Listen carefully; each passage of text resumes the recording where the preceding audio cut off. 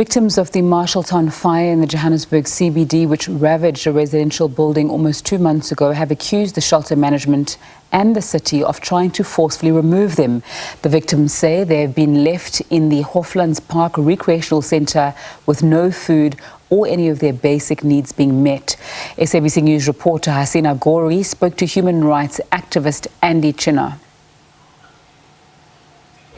It's been 50 days since the Marshalltown fire ravaged through the Umsundiso building in the Johannesburg CBD, claiming the lives of what's believed to be 77 people. Many others were injured, leaving at least hundreds displaced and homeless. After that, the city of Johannesburg, along with its disaster management, then provided some temporary shelters. We're at one of those here in Bears Valley, the Hoflands Park Recreational Centre. I want to bring in one of the activists who's been, following the story and tracking the issues that have arisen from that fire since the onset. Andy, thank you so much for speaking to us. We're here today at the specific shelter. Can you tell us what's the situation been like here for those who remain? Do we have a number of how many are still here, and how are they faring?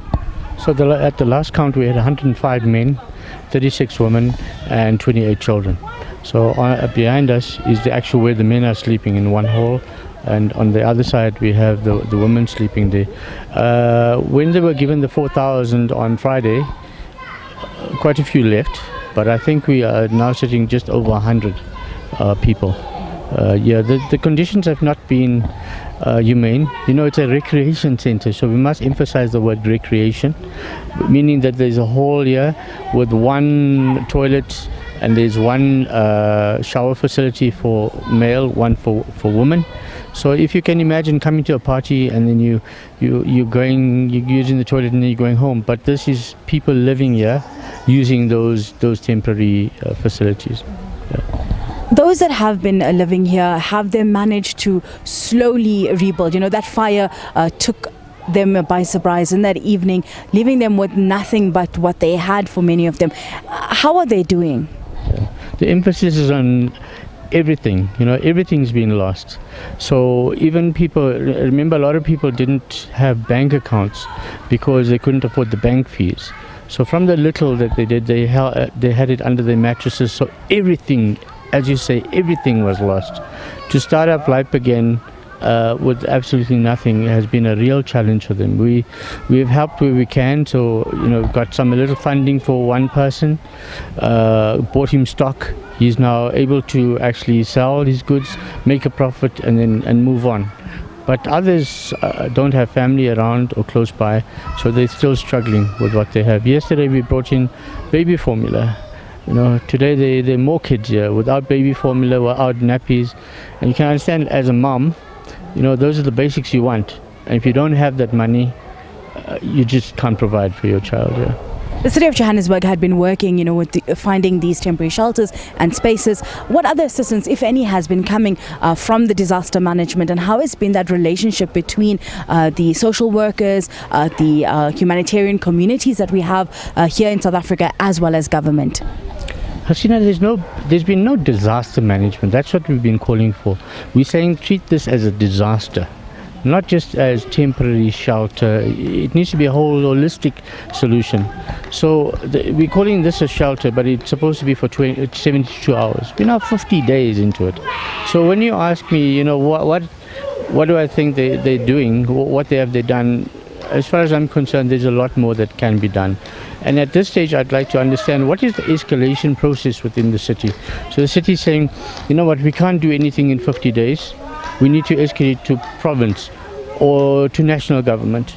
There's no a simple thing like mobile toilets could have been brought in if there was a plan, but none of those have been supplied. There had been protests earlier this month from the communities in the Johannesburg South when there was some news of relocating some of these victims to that area. Do you think these are the solutions we need? Because these were hundreds that were living in that building. Where are they now? And we already have a human settlements issue in this province. The thing is, what have we done? We've got so many buildings in town that can be renovated, but do the people who have the power to do it, do they actually invest in the right areas? That's the real question. Disasters, refugees, asylum seekers are not unique to South Africa. Every other country has these things in place. We're asking, where's the plan to do this? With regards to what happened in the south, there's always this narrative of it's foreign, illegal, undocumented foreign nationals. The 36 women that are in this shelter here, 33 of them are South African women. We've buried 2 kids, one in KwaZulu-Natal, one in Queenstown. The moms are going to come back to Joburg. Where do they go? Where do they go? So we're talking about temporary shelter. What happens if we know what climate change is going to happen, right? And now when you have floods or something, if you and I are impacted by this, where are we going to be housed?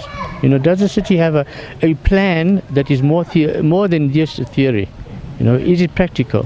We're here at this specific shelter, and you just mentioned, you got here yesterday and there was not baby formula for the children. For those that may be watching us and want to contribute, how can they assist and help in some way? We like people to understand what the needs are. So there's a lot of need. Today people haven't eaten here. No breakfast, no lunch. And we're trying to organize supper.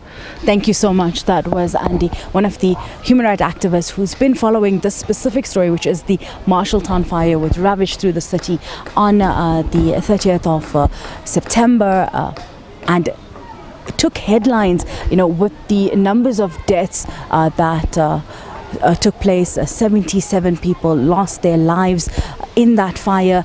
Many others injured. There were also hundreds that were left homeless, and we at one of the specific recreational centres that have been what was turned into a temporary shelter. It's 50 days since the fire, and many still staying here, unsure where they will be tomorrow or whether or not they would actually have food as well. As we've heard, many here today hadn't been given any meals, and they are unsure, whether they will be rehoused in an adequate housing space.